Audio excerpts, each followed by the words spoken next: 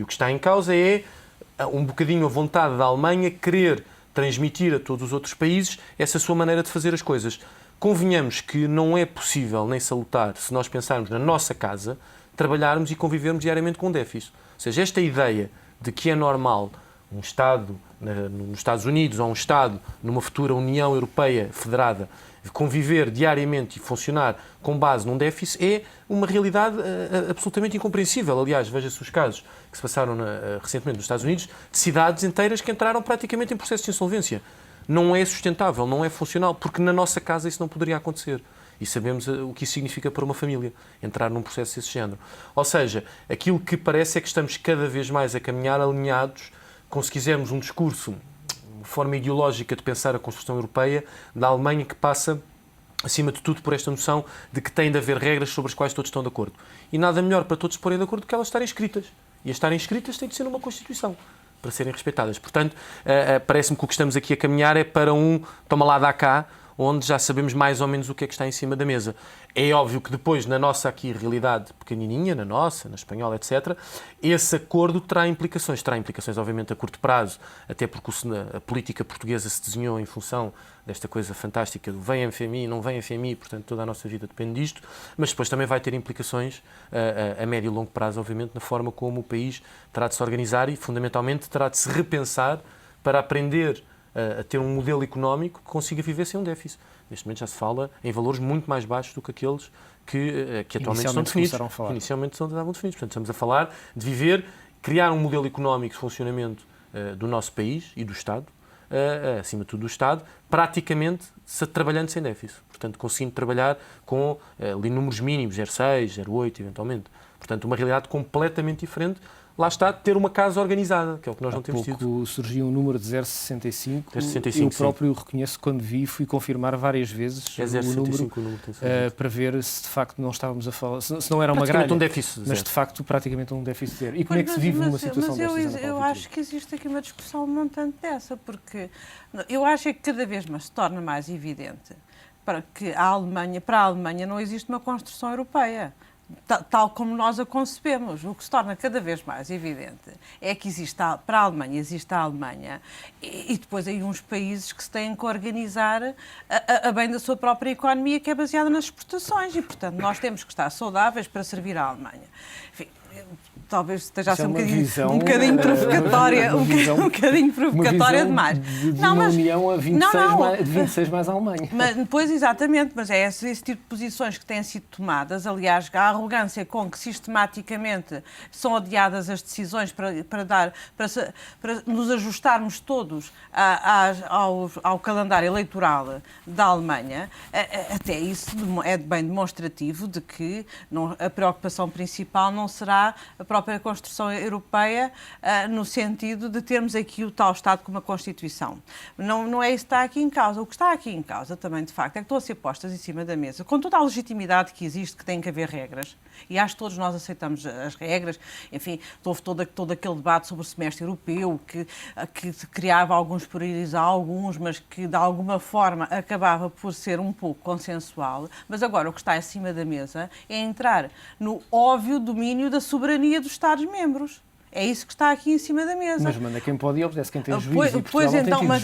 Então nós temos que, de facto, assumirmos que estamos todos na União Europeia, porque todos juntos já temos força. Ou seja, essa do manda quem pode. Pois é, nós temos também mandar... manda quem tem dinheiro. Mandar também conseguir mandar, porque é a única concepção da União Europeia que vale a pena. Porque senão não vale a pena estarmos na União Europeia. Ou seja, eu acho que sempre vale a pena, mas acho que é que não vale a pena estarmos aqui a persistir num erro, que é que a União Europeia de alguma forma, tem a capacidade de preservar aquilo que é a soberania. Aliás, a soberania dos Estados-membros, em determinadas matérias, está bem defendida no Tratado. E, portanto, quando avançam com situações em que já não é controlar o déficit, já não é exigir que os Estados tenham um juízo, porque isso eu acho que, se utilizarmos uma linguagem básica, toda a gente acha que os Estados têm juízo. Aliás, não sei o que é que nós temos que ter mais juízo, porque com estes orçamentos todos, com estes PECs todos, todas estas coisas todas, o que é que nós estamos a ter todos, senão juízo? Todos os portugueses e as instituições que nos governam. Mas o que está aqui em causa já não é dizer que têm que ter juízo e, portanto, têm que ter um déficit de determinadas regras. O que está aqui a dizer é que já nos mandam até na nossa estrutura de despesa. Ou seja, já nos estão a governar. Porque, de facto, tem que haver aqui alguma liberdade para que a estrutura da despesa e as apostas num determinado sentido do desenvolvimento económico têm que ser do domínio da soberania dos Estados-membros, porque senão deixamos de ser uma União Europeia e passamos a ser, de facto, umas províncias ou umas regiões da Alemanha. Portanto, são conceitos diferentes. Toda a gente, acho que ninguém discorda de que temos que ter juízo, de que temos que ter controle, que temos que ter planos bem definidos, temos que ter regras, temos que ter isso tudo. Agora, também temos que ter a autonomia suficiente para traçar o nosso destino dentro da margem que é possível. Podem dizer, os senhores não podem dever, mas como é que vamos conseguir não dever? Cabe-nos a nós decidir. Uma linguagem muito simples, é isso que eu acho que é importante. Começamos a perder essa autonomia. Estamos, mas não é de hoje. Claro é uma história muito longa. Claro. Eu acho que estou um bocadinho na bissetriz dos comentários destes meus colegas de debate. Porque nós também, e temos que ser muito objetivos, também temos que ter alguma dimensão de compreensão para com a posição alemã. A Sra. Merkel, de uma forma geral, o governo alemão, enfrenta um problema muito complicado local de opinião pública. Tem um escrutínio muito violento, muito violento do Tribunal Constitucional Alemão, relativamente a um conjunto de medidas de apoio que pode e não pode fazer. E, portanto, quer dizer, tem que aparecer necessariamente junto do seu próprio país com um conjunto de garantias relativamente como contrapartida do eventual apoio maior a estes países mais em dificuldade.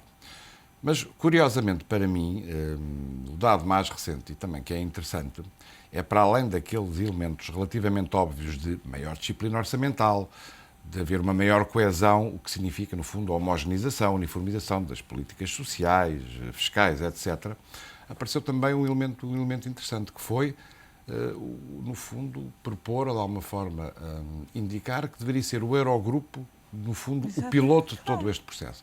O que também mostra uma desconfiança nas próprias instituições europeias relativamente à condição do processo, o que não deixa de achar interessante.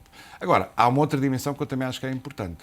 Eu acho que, apesar de tudo, independente deste problema interno, a Alemanha também está um bocadinho no fio da navalha, porque todo este conjunto de imposições que de alguma forma vai fazendo e que vai provocar necessariamente sempre algum tipo de reação e de negociação e de espera e de compromisso no conjunto dos países da União Europeia, se isto vai possibilitar eventualmente algum agudizar da crise, ou mais importante do que isso, a extensão a outros países, sejamos muito claros. No momento em que isto atingir a Espanha e a Itália, não há a Alemanha que salve o processo, porque de facto atingiu uma tal dimensão em termos de montantes, que temos que falar, enfim, de uma outra reestruturação, de uma outra dimensão. E, portanto, também é um jogo relativamente perigoso, de resultado relativamente imprevisível.